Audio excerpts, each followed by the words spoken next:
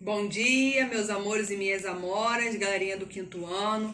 Hoje nós temos mais um encontro e nós vamos hoje estar concluindo o capítulo 5, né, falando do Brasil no século XIX. Nós estaremos falando sobre a independência do Brasil, ok? No 271, nós vamos falar sobre a independência do Brasil. Então, com o fim da guerra que ocorria na Europa, Dom João VI retornou a Portugal. Em 1821, ele deixou seu filho, Dom Pedro, para administrar o Brasil, de acordo com as ordens vindo da Europa. Então, nessa época, muitos políticos portugueses e parte da população de Portugal passaram a exigir que Dom Pedro retornasse a Lisboa. Eles também queriam a volta do Pacto Colonial. Porém, alguns grupos influentes da sociedade brasileira, como políticos, comerciantes, fazendeiros, não estavam de acordo com essas exigências. Com o apoio desses grupos, em 7 de setembro de 1822, Dom Pedro proclamou a independência do Brasil. O próprio Dom Pedro assumiu o governo do Império do Brasil com o título de Imperador Dom Pedro I.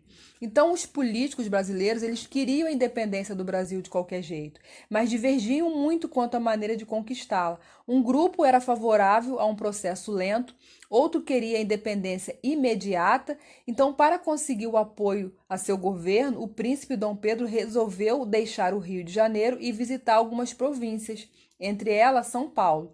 E em 7 de setembro, em 1822, quando voltava de Santos para São Paulo, às margens do riacho do Ipiranga, o príncipe Dom Pedro recebeu os decretos do governo de Lisboa, que anulavam seus atos mais importantes e exigia que ele voltasse para Portugal. Diante disso, o príncipe regente declarou que estava cortado todos os laços que unia o Brasil a Portugal. E aí, então, ele proclamou a independência do Brasil. Então, Dom Pedro ele foi proclamado imperador com o título de Dom Pedro I.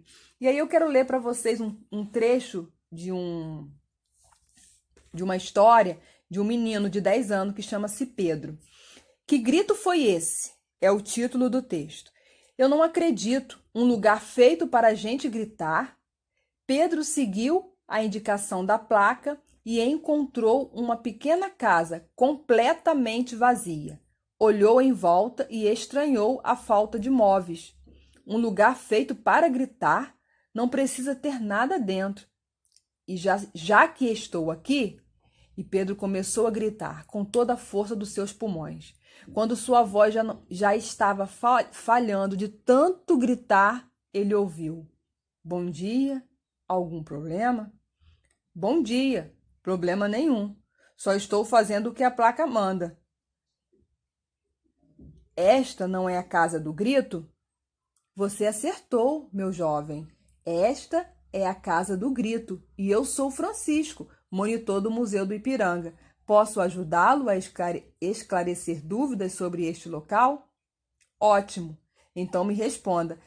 Quem foi o esperto que teve a grande ideia de criar uma casa onde podemos gritar à vontade?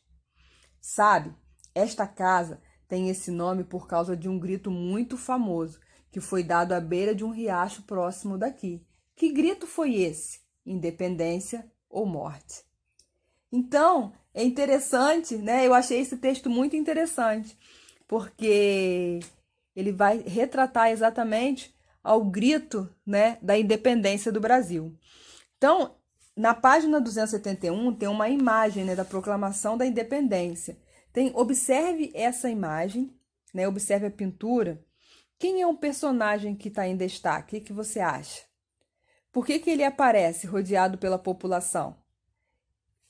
Que personagem é esse? Né? E por que ele aparece rodeado, né, pela população? Esse personagem em destaque é Dom Pedro I. Ele foi representado em meio à população, pois teve um papel fundamental no fato de que está sendo comemorado a proclamação da independência, certo? Então, ainda na página 271, vai falar sobre as permanências pós-independência. Então, a proclamação de Dom Pedro I tornou o Brasil independente politicamente de Portugal. Contudo, isso não influenciou de maneira marcante o dia a dia das pessoas. que viviam aqui. A monarquia foi mantida como forma de governo e, além disso, a escravidão e as condições de desigualdade social e de direitos permaneceram praticamente inalteradas. Ok? 272 está falando sobre o primeiro reinado. Então, Dom Pedro ele governou o Brasil entre 822 e 831. Então, foi chamado de primeiro reinado o período em que Dom Pedro governou o Brasil. No início de seu governo, nas províncias da Bahia, Maranhão, Piauí, Pará e Cisplatina, atual Uruguai, a independência não foi aceita pelos oficiais portugueses, você sabia? Que viviam nessas regiões. O imperador recebeu apoio de oficiais ingleses que venceram e expulsaram os portugueses das províncias revoltosas. Com a separação de Portugal, o Brasil passou a ter leis de administração próprias e ao controlar o comércio com outros países. Mas isso não modificou muito, infelizmente, a vida da maioria dos escravizados e das pessoas livres e pobres. A fim de elaborar a primeira Constituição brasileira, foi reunida uma Assembleia Constituinte. Dom Pedro I, a princípio, não aprovou o projeto proposto pela Assembleia, pois, segundo a Constituição elaborada pelos brasileiros, ele não poderia exercer um poder absoluto, ou seja, ele não poderia impor, o autoritarismo, certo? Então, dissolveu a Assembleia e expulsou e prendeu alguns de seus participantes. Mas, em 1824, uma Constituição imposta por Dom Pedro foi ortogada, sem qualquer discussão, com os representantes das províncias. Essa carta dava plenos poderes ao imperador e estabelecia que apenas os grandes proprietários podiam participar da política. Imaginem que você tenha participado da Assembleia Constituinte para elaborar a primeira Constituição brasileira. Como você reagiria à decisão de Dom Pedro de dissolver essa Assembleia? Como é que você reagiria a essa situação?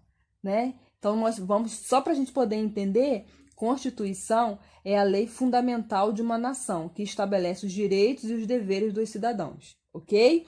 E autoritarismo é uma forma de governo em que os líderes de um país não consideram a opinião da população, não respeitam seus direitos e impõem medidas de acordo com os seus próprios interesses. 273, o período regencial. Então, Dom Pedro I passou a sofrer oposição de grande parte da sociedade brasileira, por causa de suas medidas autoritárias. Por outro lado, a morte de Dom João VI, em 1826, deixou vago o trono português, mobilizando grupos que solicitavam o retorno de Dom Pedro I a Portugal para substituir seu pai. Dom Pedro I deixou o Brasil e entregou o trono a seu filho, que tinha apenas 5 anos de idade. Até que Pedro de Alcântara tivesse idade para governar o Brasil, foi administrado por regentes. A regência trina provisória, formado por 3 pessoas que governou o país durante 2 meses. A regência trina permanente, formado por 3 pessoas que governou o país de 1831 a 1835. A regência una do padre Diogo Antônio Feijó, que governou de 1835 a 1837. E a regência una de Araújo Lima, que governou de 1837 a 1840.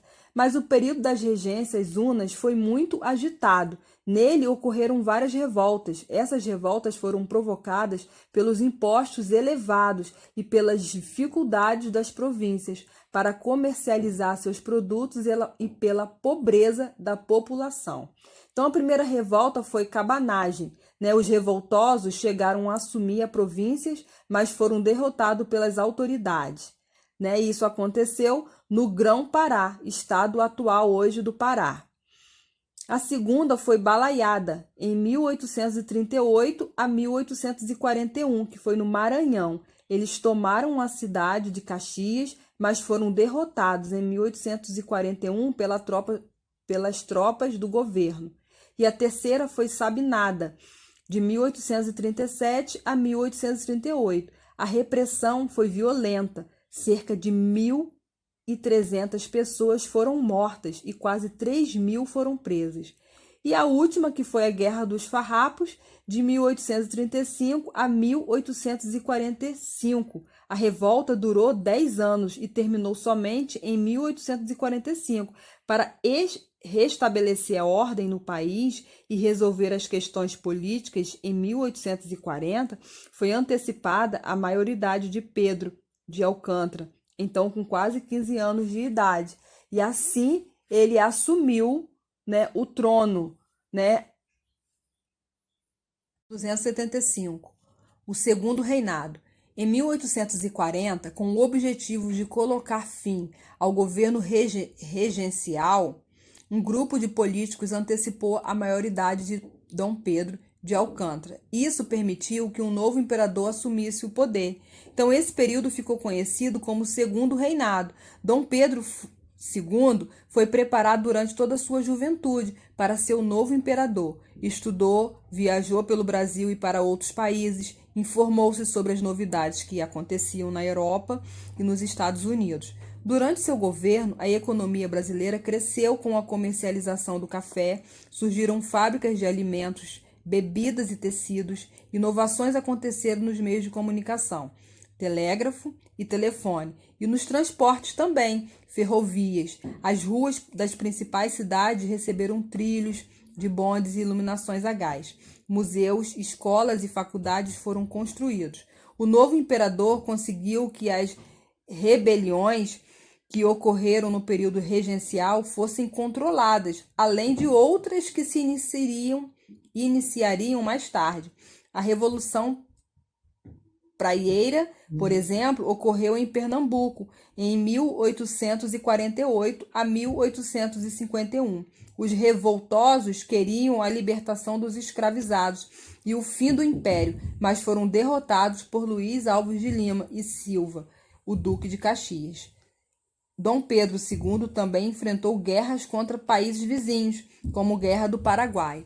Então aqui a gente tem uma linha do tempo, né, que é importante a gente perceber que em 1840, né, foi o golpe da maioridade de Dom Pedro II torna-se imperador, ok? 1850 foi a aprovação da Lei Eusébio de Queiroz. 1854, inaugurada a primeira ferrovia do Brasil. 1871, aprovação da Lei do Ventre Livre. 1888 foi a assinatura da Lei Áurea, que oficialmente põe fim à escravidão no Brasil. 1889 foi a proclamação da República, ok? Então, a linha do tempo, né, relembra que esse recurso representa graficamente alguns acontecimentos ocorridos na ordem cronológica em um determinado intervalo de tempo. Então, a linha do tempo, ela oferece esses fatos importantes, né? Porque foi ocorrido no segundo reinado. Então, ela vem apresentando, essa linha do tempo, ela tem o objetivo cronológico de apresentar, né, essas informações. Aí tem duas questões na página. Primeiro, em qual ano Dom Pedro II tornou-se imperador? Né? Qual foi o ano? Quantos anos se passaram entre o golpe da maioridade e a proclamação da República? Ok? Página 276. Ascensão do café. Ao longo do século XIX, o café tornou-se o produto mais importante da economia brasileira. Com o aumento de seu consumo nos Estados Unidos e na Europa, a exportação do café tornou-se muito lucrativa. Assim, esse produto passou a ser amplamente cultivado na atual região sudeste, principalmente nos estados do Rio de Janeiro e de São Paulo. Né? Então, as primeiras plantações do café no Brasil datam o período colonial. As mudas e sementes foram trazidas da Guiana Francesa pelo paraense Francisco de Melo Palheta, em 1727, e plantadas próximos a Belém do Pará. Foi no Império, porém, que essa cultura alcançou grande expansão. Em 1760, mudas foram levadas para o Rio de Janeiro pelo desembargador João Alberto Castelo Branco. O cultivo de café expandiu expandiu-se graças aos trabalhadores escravizados, a facilidade de transporte e a proximidade do porto. Além disso, o café passou a ser um produto muito apreciado na Europa, consumido em cafeterias ou por operários das primeiras fábricas para sustentar o ritmo de trabalho do Rio de Janeiro. A cultura expandiu-se para São Paulo, para Minas Gerais e Espírito Santo. Posteriormente, atingiu o oeste paulista. A terra roxa e o clima temperado e úmido foram fatores que favoreceram a climatização do café nas regiões sudeste e sul. Com o dinheiro da venda do café, o governo recebeu impostos que ajudaram a construir ferrovias e escolas, aparelhar portos, instalar indústrias, entre outros benefícios. Terra roxa, né, é um tipo de solo vermelho bastante fértil que aparece nos estados das regiões centrais do sul do Brasil, ok? No 277, o crescimento da urbanização.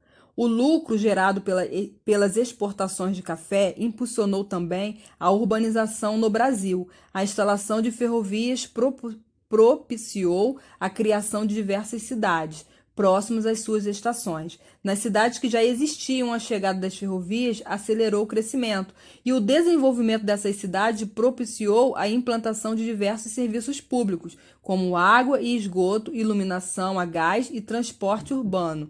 Então, a urbanização, ela é o quê? É um processo que transforma uma região caracteristicamente rural em urbana, certo? No caso do período estudado, vários fatores contribuíram para esse processo, como, por exemplo, a chegada das ferrovias e, posteriormente, a instalação de serviços públicos, né? Então, de que maneira, né, de que modo a instalação de ferrovias estimulou a urbanização no Brasil? O que você acha? De que modo? O que impulsionou? Né? Qual foi o que estimulou a urbanização no Brasil?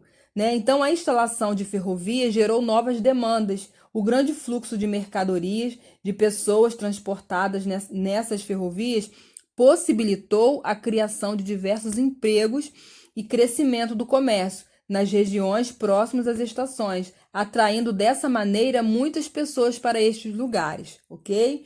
Aí aqui tem um texto, né? De fato, a chegada da estrada de ferro constituía um marco importante, tanto para a cidade mais antigas quanto para as vilas recém-fundadas, nas frentes pioneiras de produção de café. A estação logo se tornava um ponto movimentado, exigindo melhorias de acesso e uma infraestrutura de hotéis, armazéns e lojas, capazes de abrigar as mercadorias e atender aqueles que chegavam, partiam ou simplesmente iam ver o trem. A prosperidade proveniente do café atraía novos moradores, funcionários públicos, empregados das ferrovias, profissionais, liberais, negociantes, artesãos, além dos fazendeiros e suas famílias, que, graças à facilidade dos transportes, puderam residir logo longe de suas propriedades. 279, os trabalhadores escravizados e o café. O cultivo do café era realizado em grandes fazendas, principalmente por africanos escravizados. Após uma forte pressão da Inglaterra, em 1850, foi aprovada a Lei Eusébio de Queiroz, que proibiu o tráfico de pessoas escravizadas da África para o Brasil. No campo, havia imensas propriedades agrícolas dos grandes senhores de terra. Existiam também pequenos lavradores, criadores de gado e trabalhadores pobres, que muitas vezes dependiam dos favores dos senhores fazendeiros para sobreviver.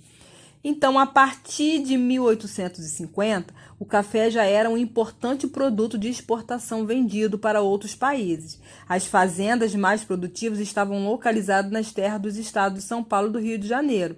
Né? Então, nesse mesmo ano, uma lei, né, que é a Lei Eusébio de Queiroz, ela proíbe, na verdade, ela entra em vigor proibindo o comércio de escravos. E essa situação criou muitas dificuldades para os fazendeiros do Vale do Paraíba, que estavam colhendo e vendendo muito café, mas eles precisavam de mais escravos. e a primeira solução foi comprar os que já viviam em outras regiões do Brasil. Alguns fazendeiros decidiram, então, procurar outra solução, que foi trazer os imigrantes para as lavouras de café. E a pressão inglesa. No século XIX, a Inglaterra era um país industrializado que procurava ampliar o mercado consumidor para os seus produtos. Assim, os ingleses passaram a pressionar outros países e a substituírem o trabalho escravizado pelo assalariado. Com essa medida, eles esperavam que mais pessoas tivessem condições de comprar seus produtos. Página 280. O movimento abolicionista. Desde a aprovação da Lei Eusébio de Queiroz, em 1850, o debate sobre o fim da escravidão tornou-se cada vez mais frequente entre a população brasileira. Ao longo dos anos, pessoas de diversos grupos sociais, como escritores, advogados, jornalistas e políticos, passaram a defender a abolição da escravidão. Aos poucos, foi se organizando um movimento abolicionista que se uniu à luta dos escravizados. Lei Áurea foi assinada em 1808, no dia 13 de maio, e acabou com a escravidão oficial no Brasil.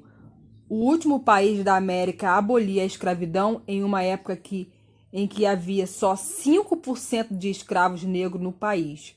Após a libertação, os escravos ficaram desamparados completamente. Poucos africanos ainda estavam nas condições de escravos, quando foi assinado a Lei Áurea em 13 de maio de 1888. Os homens e as mulheres livres não conseguiram arranjar outro tipo de trabalho. Muitos deles voltaram às suas antigas fazendas ou procuraram outras fazendas para continuar trabalhando. Os valores que recebiam eram baixos e as condições de vida tornaram-se difíceis. Parte desse grupo foi viver nas cidades e morar em lugares precários. Os donos de escravos, revoltados com a lei, não ajudaram seus antigos trabalhadores. Pelo contrário, criaram condições ainda maiores para dificultar a colocação dessas pessoas na vida profissional. Quando foi votada a Constituição de 1891, aos escravos foi negado o direito de voto, um dos direitos do cidadão. Esse artigo dizia que o voto não era permitido aos analfabetos. E essa era a situação de todos os escravos que ganharam a libertação, mas não a cidadania. Então, as consequências de longos anos de escravidão resultaram em dificuldades para os africanos e seus descendentes. Eles foram forçados a viver em uma sociedade que não lhe reconheceu o valor. O movimento para a liberdade de fato está acontecendo em nossos dias. As manifestações de grupos da sociedade, as novas leis que foram recuperando a história e a cultura desse povo já estão sendo aplicadas. Assim, o novo caminho da verdade, ou seja, da verdadeira libertação, já começou. Você sabia que hoje a lei é lei, exige que os alunos estudem história e cultura afro-brasileira e africana nas escolas públicas privadas de todo o Brasil?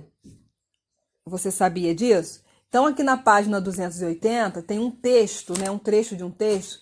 O movimento abolicionista tornou-se irresistível nas áreas cafeeiras, onde quase 2/3 da população escrava estava concentrada.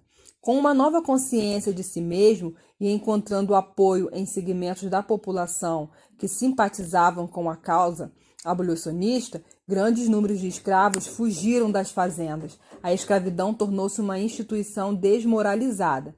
Quase ninguém se opunha à ideia de abolição, embora alguns reivindicassem que os fazendeiros deviam ser indenizados pela perda de seus escravos. O único grupo que resistiu até o último minuto foi o dos representantes dos fazendeiros das antigas áreas cafeeiras. Aí tem uma charge que representa escravo fugindo de uma fazenda produzida por Ângelo Agostini em 1877. E aí tem uma questão. Estabeleça uma relação entre a charge e o texto citado. O que você acha? Qual é a relação que você faz do texto, e da charge? O que você encontra, percebe de igual, de diferente, se existe diferença ou semelhança. Qual é a relação que você faz do texto e da charge? O que você acha? Então, o que nós podemos perceber? Né, que o apoio de diversos setores da sociedade ao movimento abolicionista possibilitou aos escravos ter uma nova consciência sobre si mesmo, motivando-se a fugir, né, das fazendas onde trabalhavam. Percebe que eles estão fugindo, né, como representado aí na charge. Então, esses escravos, eles fugiam com poucos pertences que tinham, mas muitos eram capturados pelos donos das fazendas que se opunham à abolição. Que situação triste, mas é uma realidade que aconteceu na nossa história. Página 282, os imigrantes no Brasil.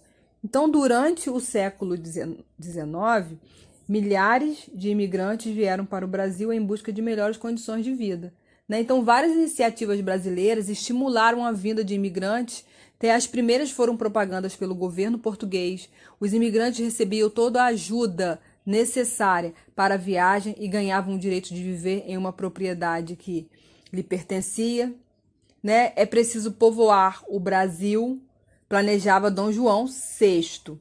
Em 1819, aproximadamente, os suíços aceitaram o convite para viver no Rio de Janeiro, fundar uma colônia e povoar a terra. Mas os planos nem sempre saíam como tinham sido combinado. Os colonos receberam terras inférteis, de difícil cultivo, muitas delas localizadas em áreas nas encostas de morros. Por isso, gastaram antes o dinheiro que tinham recebido até conseguirem a primeira colheita. Então, na verdade, a gente percebe que existia uma propaganda, uma promessa que quando chegavam aqui não era exatamente dessa forma. Né? Então, esses imigrantes eles vinham para o Brasil incentivados pelo governo brasileiro, né? Para ocupar regiões ainda pouco povoadas, né? E ampliar a produção agrícola no país. Então, aqui tem uma imagem, né, do aspecto da cultura suíça. Estão presentes até os dias de hoje. Por exemplo, na cidade de Nova Friburgo, ao lado, a fachada da prefeitura da cidade revela traços da arquitetura suíça. Fotografia de 2011. Né? Então, a imigração alemã, né, ela trouxe para o Brasil, ela teve a maior intensidade, na verdade, a partir da década de 1850. Já a imigração italiana teve maior fluxo a partir de 1870, ok? E no seu município, existe alguma construção, né, cujas características arquitetônicas têm influência de imigrantes, como, por exemplo, a da fotografia? Quer dizer, no nosso município, será que existe? Né? E a página também vem falando sobre a mão de obra imigrante, né, que a partir de 1870 houve um crescimento do fluxo migratório para o Brasil. Parte dos imigrantes continuou a formar colônia no país. Porém, nesse período, os cafeicultores brasileiros procuravam uma solução para o problema da falta de mão de obra em suas propriedades, ok? 283. Vamos ver quais foram as motivações.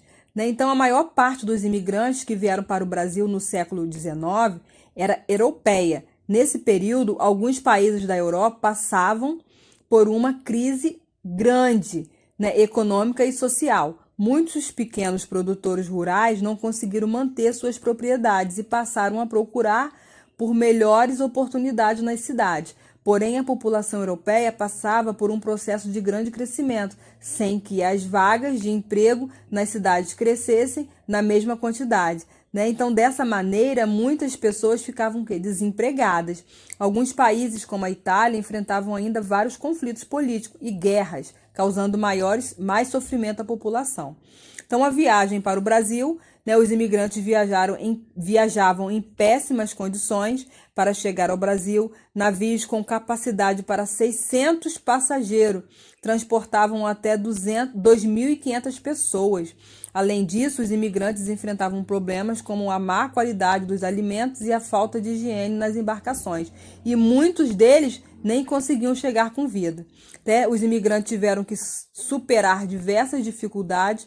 Eles tinham que abandonar seus países para se adaptar às novas culturas e ao modo de vida local, buscando melhores condições de vida no Brasil.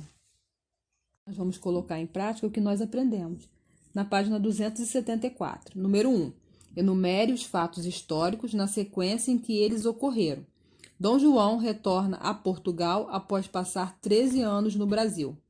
O Brasil é governado por regentes. Dom Pedro I proclama a independência do Brasil. Elaboração da primeira Constituição do país. Ok? Então, você vai enumerar os fatos 1, 2, 3 e 4. Ok? Número 2. Leia a seguir um trecho da Constituição de 1824. Artigo 98. O poder moderador é a chave de toda organização política e é delegado privativamente ao imperador como chefe supremo da nação. Letra A. Conforme o trecho acima, a quem era atribuído o poder moderador? Letra B. Qual era a função do poder moderador? Número 3. Continue a produção de texto abaixo de acordo com a frase inicial e com a imagem. As mobilizações sociais são muito importantes porque quando as pessoas se unem, é uma resposta pessoal, né? E você vai usar a sua criatividade, ok? Página 278. Vamos lá? Observe a tabela a seguir. Principais produtos exportados pelo Brasil em porcentagem, né? Aí vem falando café, açúcar e algodão, ok? E aí você vai fazer essa observação. Quais foram os dois produtos mais exportados entre os anos de 1821 e 1830? Quais foram? Por exemplo, o açúcar e o algodão foram os dois produtos mais exportados entre os anos de 1821 e 1830, certo? Então, essa é a resposta da letra A. É só um exemplo para vocês estarem dando continuidade nas demais questões. Letra B. O que ocorreu com as exportações de açúcar ao longo dos anos? Letra C. E com as exportações de café, o que ocorreu? Letra D. Do total de exportações brasileiras, qual era a participação do café no período de 1821 e 1830? E no período de 1881 a 1890? Né? Então, essas são questões que vocês precisam estar respondendo, combinado? Letra E. A partir de que período o café passou a ser o produto brasileiro mais exportado? Agora, na página 281, também temos atividade para ser realizada, né? Complete as lacunas das frases a seguir com as palavras abaixo. Grupos sociais, tráfico, movimento abolicionista, certo? Então, a letra A. O reivindicava a fim da escravidão no Brasil. Letra B. Pessoas de diversos faziam parte do movimento abolicionista. Letra C. Em 1850, a Lei Eusébio de Queiroz proibiu o de pessoas escravizadas na África para o Brasil. Número 2. Forme frase com as palavras a seguir: fazendas, café e escravizados. É uma resposta pessoal.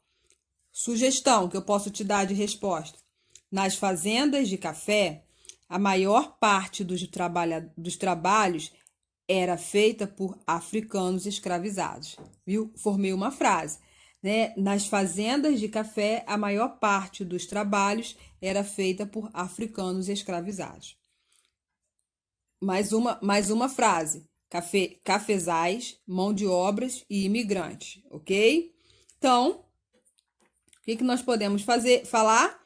Na segunda metade do século XIX, os cafeicultores passaram a utilizar a mão de obra de imigrantes nos cafezais. Essa é a minha frase, ok?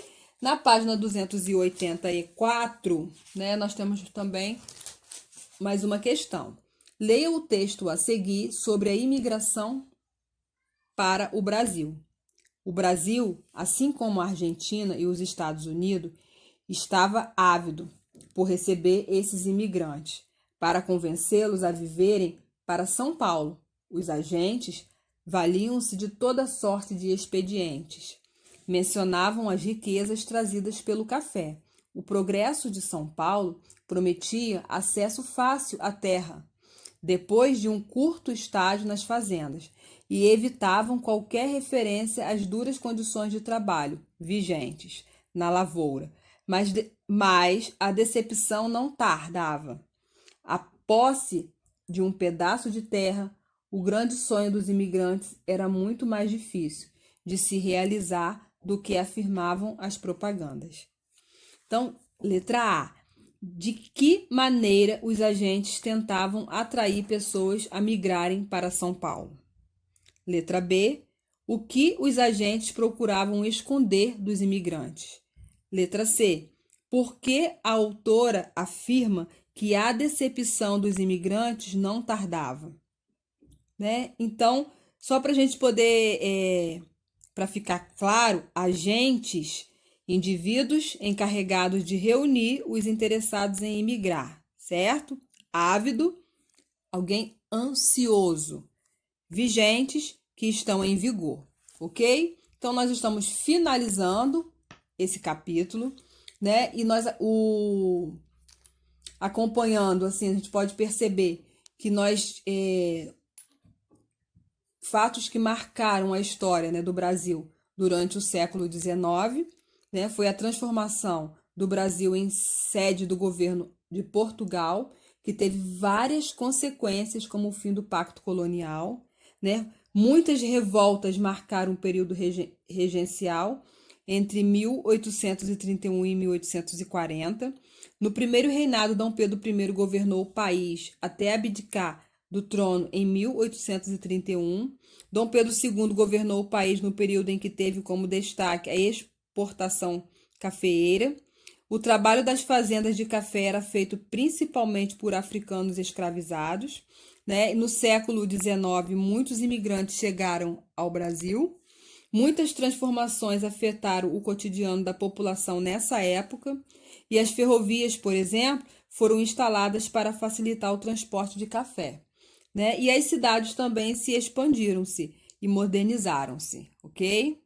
Então, galerinha, essa foi a nossa aula, né? Aguardo o retorno de vocês. Nós estaremos nos encontrando em outro momento. Deus abençoe vocês. Qualquer coisa pode estar me ligando, mandando mensagem. Beijo no coração.